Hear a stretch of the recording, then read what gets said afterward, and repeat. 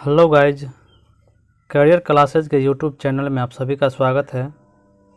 तो आप सभी को आज एक बहुत ही इम्पोर्टेंट टॉपिक से रूबरू कराने वाले हैं जो सीटीईटी में जो है बहुत काम की चीज़ है। ये मैथ पेडागोजी में जो बहुत ही अच्छा से काम आता है, तो आज उस पर हम चर्चा करेंगे। तो यहाँ पर देख रहे हैं, बच्चों के विकास की प्रक्रिया में गणित सीखने का संभावित क्रम अभाज्य प्र का वर्णन कीजिए। अभाज्य प्र से बहुत अच्छा जो है क्वेश्चन आता है, हर एक बार आ जाता है। या गणित सीखने के लिए औपचारिक गणित को ठोस अनुभवों से जोड़ने की आवश्यकता है, इस कथन की विवेचना कीजिए। तो ये एक बहुत अच्छा आप सभी के लिए गणित पेडागोजी के लिए, मैथ पेडागोजी के लिए बहुत ही अच्छा टॉपिक है। इसको पढ़ लेने से आपको 2 क्वेश्चन मैथ पेडागोजी में 2 से 3 क्वेश्चन क्लियर हो जाता है। समझ गए? तो चलिए हम स्टार्ट करते हैं। यहाँ पर आंसर देख रहे हैं आप लोग, क्या है कि गणित सीखना भी एक निरंतर प्रक्रिया है। बच्चे ठोस अनुभवों के द्वारा ज़्यादा और निरंतर सीखते हैं। समझ गए? तो प्राइमरी स्कूल में बच्चे मूर्त संक्रियात्मक अवस्था में होते हैं। प्राइमरी स्कूल यानी कि 1 से 5 में बच्चा किस अवस्था में होते हैं? मूर्त संक्रियात्मक अवस्था। मूर्त संक्रियात्मक अवस्था की उम्र कितनी होती है? से कितना होता है? 11 वर्ष। कितना होता है? 7 से 11 वर्ष होता है इसका उम्र। मूर्त संक्रियात्मक अवस्था का उम्र कितना होता है? 7 से 11 वर्ष। पियाजे ने जो ये अवस्था दिए हैं, पियाजे ने संज्ञानात्मक विकास के जो 4 अवस्था दिए, उसी में से एक क्या है? मूर्त संक्रियात्मक अवस्था। तीसरा अवस्था है जिसका उम्र जो है 7 से 11 होता है।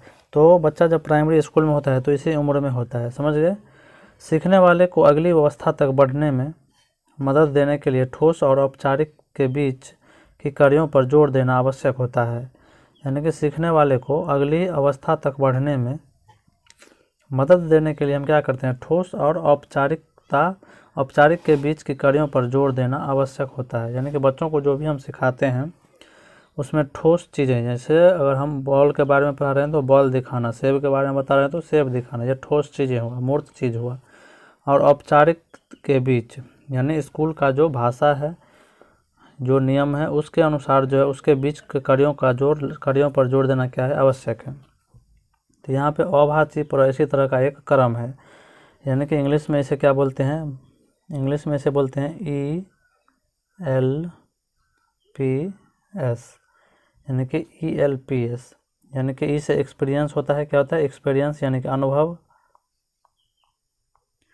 एल से होता है लैंग्वेज यानी कि भाषा। पी से होता है पिक्चर यानी कि चित्र। और लास्ट में सिंबल होता है यानी कि प्रतीक। क्या होता है? प्रतीक। ये ELPS का फुल फॉर्म है, यानी कि एक्सपीरियंस, लैंग्वेज, पिक्चर और सिंबल। समझ गए? तो देखिए किस तरह से होता है। अभाज्य प्र से तात्पर्य अनुभव, क्या है? अनुभव, भाषा, चित्र और प्रतीकों से होता है। समझ गए? तो बच्चों के ठोस अनुभवों का क्रम इस प्रकार होना चाहिए। जैसे पहला में है कि ठोस वस्तुओं के साथ अनुभव, जैसे कंकड़, लकड़ियों या अन्य कोई भी आसानी से मिलने वाली चीज़ जो बच्चों के पहुंच से दूर ना हो, ऐसी चीज़ हमें रखनी चाहिए। ठोस चीज़ें, मूर्त चीज़ें दिखाने के लिए, उसके अनुभव से जुड़ी हुई चीज़ें। 2 में है भाषा का उपयोग, यानी बोलकर अनुभवों के बारे में बताना। जो बच्चों का अनुभव है उसे हमें बोल करके अब बताना है, शब्द या कहानी, सवालों के उपयोग से या खेलों से। समझ गए? तीसरा में है कि अनुभव को चित्रों द्वारा दिखाना। अब क्या है? अनुभव को चित्रों द्वारा दिखाना। जैसे मात्रा को चित्रों द्वारा दिखाना। कोई भी जो अनुभव है उसको, जैसे सेब के बारे में अगर बता रहे हैं तो सेब के बारे में बच्चों के क्या अनुभव है, तो उसको अब चित्र के माध्यम से हमें दिखाना है सेब को। और लास्ट में अनुभव का लिखित प्रतीकों द्वारा व्यापीकरण। अब जो है उसको सेब लिख करके बताएंगे। ठीक है? चलिए, तो इस क्रम में बच्चे ठोस अनुभव को महसूस करके व उसके साथ कार्य करके धीरे धीरे अमूर्तता की ओर बढ़ते हैं। जैसे प्रत्यक्ष रूप से जब कोई चीज़ दिखाते हैं और उसके बाद उस चीज़ के बारे में पूछते हैं तो बच्चा जो है अमूर्त रूप में बता देता है, यानी कि वो चीज़ नहीं भी रहता है तब भी वो बता देता है। समझ गए? तो बढ़ते और प्रतीकों का उपयोग करने तक उसमें पूरी तरह सक्षम हो जाता है। समझ गए? अब है औपचारिक गणित को ठोस अनुभवों से जोड़ने की आवश्यकता क्यों है।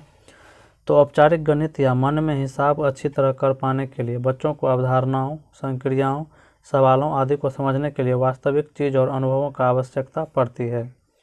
यानी कि जो औपचारिक गणित है, यानी कि जिससे जो हमें अमूर्त रूप में ले जाता है, यानी सोचने के रूप में। यानी औपचारिक हो गया अमूर्त रूप से सोचना, समझ गए।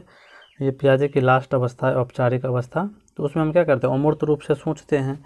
तो अमूर्त रूप से सोचने के लिए या जो उसका दूसरा रूप है, यानी कि मन में जो है अच्छी तरह हिसाब करने के लिए तो बच्चों को अवधारणाओं या संक्रियाओं को क्या करना है, उसको वास्तविक जीवन और अनुभवों से जोड़ करके बताएंगे, तभी वो कर पाएगा, तभी उसका विकास हो पाएगा। उनके विकास का यह पेचदार स्वरूप गणित सीखने की प्रक्रिया की विशेषता है, समझ गए।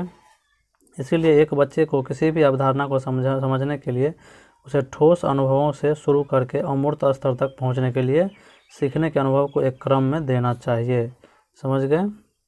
चलिए आगे देख लेते हैं। आगे है, इससे बच्चों में ठोस ज्ञान की वृद्धि होती है और वे अवधारणाओं को स्पष्ट रूप से समझ पाते हैं, समझ गए। इसमें यानी कि बच्चों को हमें क्या करना है, इस रूप में आगे बढ़ाना है। देख रहे हैं, अभाची पर, यानी कि आपको एग्जाम में डायरेक्ट पूछ देता है कि बच्चों को जो है गणित सिखाने को किस क्रम में जो है मतलब विकास होगा, कि गणित सिखाने के क्रम में किस क्रम में हम उसको ले चलेंगे। तो चलिए इस पर एक क्वेश्चन हम आप सभी को दिखा रहे हैं। तो यहाँ पर आप देख रहे हैं, इससे जुड़ा क्वेश्चन है, एक 2018 में एक मैथ में पूछा गया है कि प्रारंभिक कक्षाओं में एक गणितीय अवधारणा के विकास में निम्नलिखित निर्देशों का अनुक्रम किस प्रकार किया जाना चाहिए। तो एक में चित्र बनाना, दो में प्रतीकात्मक प्रतिनिधित्व का उपयोग करना, तीन में अनुभव प्रदान करना और चार में भाषा के माध्यम से समझाना। तो सबसे पहले क्या होता है, ई यानी कि अनुभव यानी एक्सपीरियंस। तो ये 2-3 नंबर होगा पहले में, तो 3 नंबर एक में भी है और 3 में भी है। और 2 में क्या होगा, भाषा। तो 4 नंबर देखिए किस में है, 3 के बाद ये तीसरा ऑप्शन में। तो ये ऑप्शन इसका क्या हो जाएगा, सही हो जाएगा। यानी कि पहला अनुभव होगा, फिर भाषा होगा, फिर चित्र होगा और लास्ट में क्या होगा, प्रतीकात्मक प्रतिनिधित्व होगा। तो 3, 4, 1, 2 ये इसका ऑप्शन हो जाएगा, समझ गए। इसमें कोई दिक्कत नहीं होना चाहिए। वीडियो अच्छा लगे तो लाइक, सब्सक्राइब और शेयर जरूर करें। इस तरह का क्वेश्चन दोस्तों आता ही आता है, समझ गए। तो चलिए, धन्यवाद।